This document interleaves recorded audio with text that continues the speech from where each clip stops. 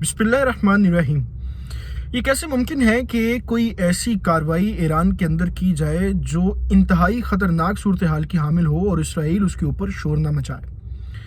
बिल्कुल ऐसे ही ईरान के अंदर आज एक बहुत बड़ा हादसा हुआ और उस हादसे के ऊपर इसराइल की तरफ से जो बातें सुनने और कहने को मिल रही हैं वो इतनी खौफनाक है कि लग यूँ रहा है कि ये तमाम तर हादसा इसराइल के ही कहने पर किया गया।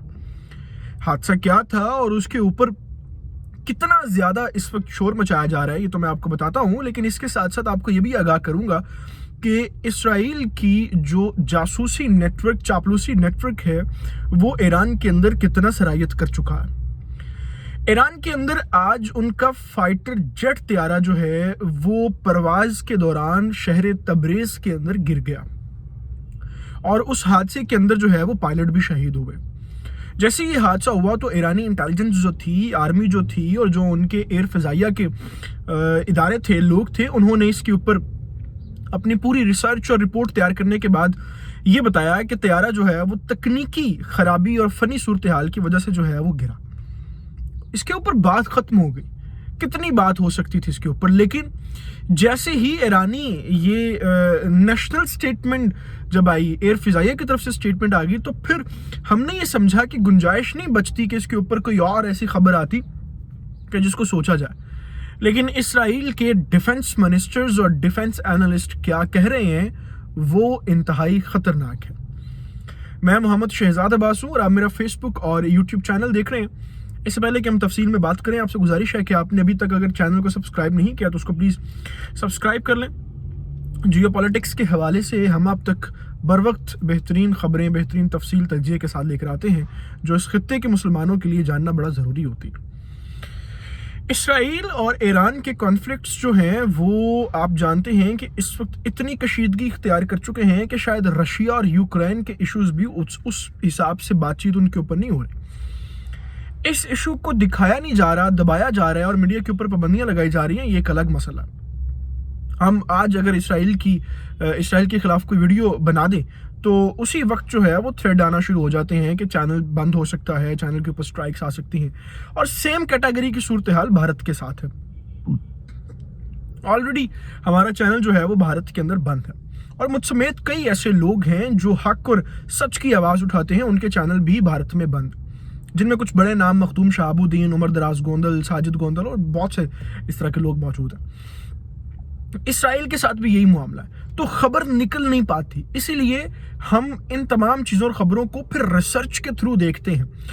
जो उनके वहाँ पर लोकल जर्नलिस्ट हैं उनकी रिपोर्ट्स देखते हैं, उनके ट्वीट्स देखते हैं, सारे मामलात को इकट्ठा करते हैं, फिर डॉट्स कनेक्ट करने के बाद जो खबर समझ आती है उसको आप तक रखते हैं। अब जैसे ही ईरान के अंदर ये त्यारा गिरा और ईरानी त्यारे के गिरने के कुछ अरसा पहले जो है वो ईरान की तरफ से अपने एटॉमिक पावर के हवाले से कुछ बड़े अहम ऐलानात किए गए।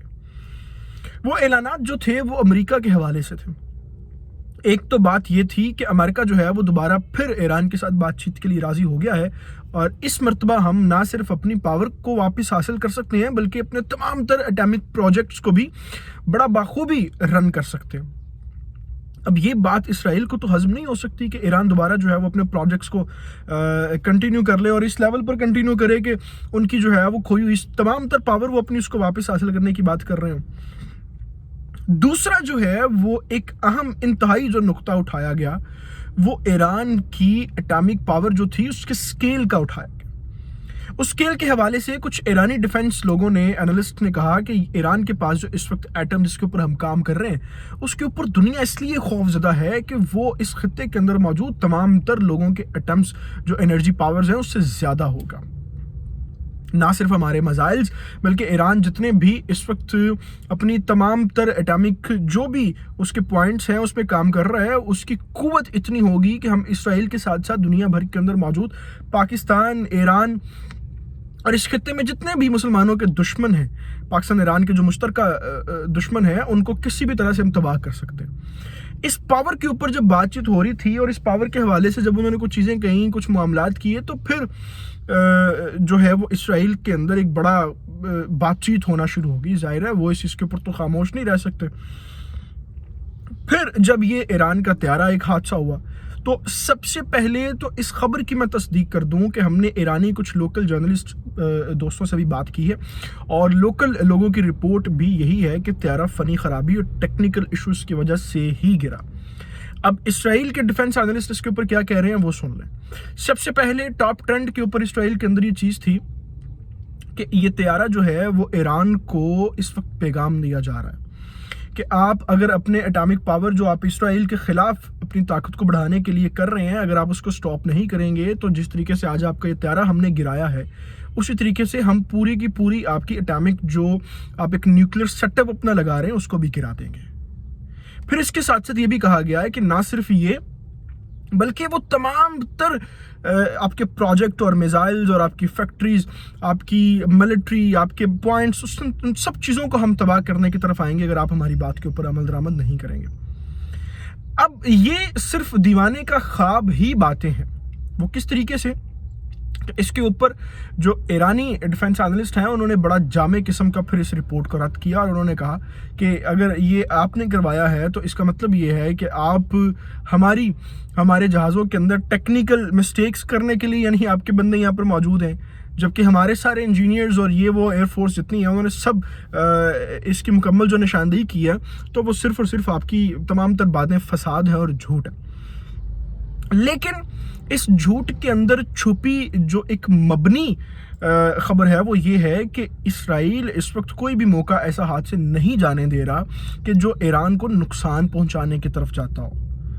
اب ایک بہت بڑا جو چینج آنے والا ہے، اس چینج کے بعد یہ ممکنہ طور پر کہا جا سکتا ہے کہ اسرائیل کچھ بھی حماقت کر سکتا۔ اب وہ چینج کیا ہے؟ پہلا چینج تو یہ ہے کہ امریکی جو اس وقت صدر ہیں اور ان کے جو اٹارنی جنرل ہیں اور جو پاور میکرز ہیں وہ اس چیز پر اگری ہو چکے ہیں کہ ایران کے ساتھ نیوکلیر ڈیلز کے اوپر بات چیت شروع کر دی جائے گی، اور اس کے 2-3 جو ابتدائی مرحلے ہیں وہ ہو بھی چکے ہیں۔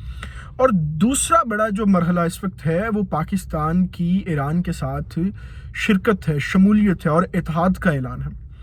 تو اب اگر ایران کوئی اس طرح کی اتحادی طور پر مسلم ممالک کو اپنے ساتھ ملا رہا ہے تو یہ اسرائیل کے لیے چپ بیٹھنے والا مرحلہ نہیں ہوگا، اور یہی وہ صورتحال ہے جس کے اوپر ہم سمیت جتنے بھی جیو پولیٹیکل ایک نظر رکھنے والے لوگ ہیں، ڈیفنس اینالسٹ لوگ ہیں، وہ اس چیز کے اوپر بات کر رہے ہیں کہ اسرائیل کوئی بھی حماقت کر سکتا ہے۔ وہ حماقت ایران کے اوپر حملے کی صورت میں بھی ہو سکتی ہے، وہ حماقت جو ہے وہ خطے کے اندر بڑھتی ہوئی دہشت گردی کو فروغ دینے کی صورت میں بھی ہو سکتی ہے، جس کو موساد اور اسرائیل سپورٹ کریں گے۔ بٹ لیٹس سی کہ واٹ ہیپن، اس پوری صورتحال کے اوپر اسرائیل کس طریقے سے ریئیکٹ کرتا ہے۔ ان تمام تفصیلات کے ساتھ ابھی میں آپ سے اجازت چاہوں گا۔ آپ سے گزارش ہے کہ آپ نے ابھی تک اگر چینل کو سبسکرائب نہیں کیا تو اس کو پلیز سبسکرائب کر لیں، بیل آئیکن کو پریس کر لیں، کیونکہ یہی ایک بہت اور آسان طریقہ ہے ہمارے ساتھ کہیں بنے رہنے کا۔ اللہ تعالیٰ سے دعا ہے اللہ تعالیٰ پاکستان اور پاکستان کے نوجوانوں کا حامی و ناصر ہو۔ اپنا بہت سارا خیال رکھیے گا۔ اللہ حافظ۔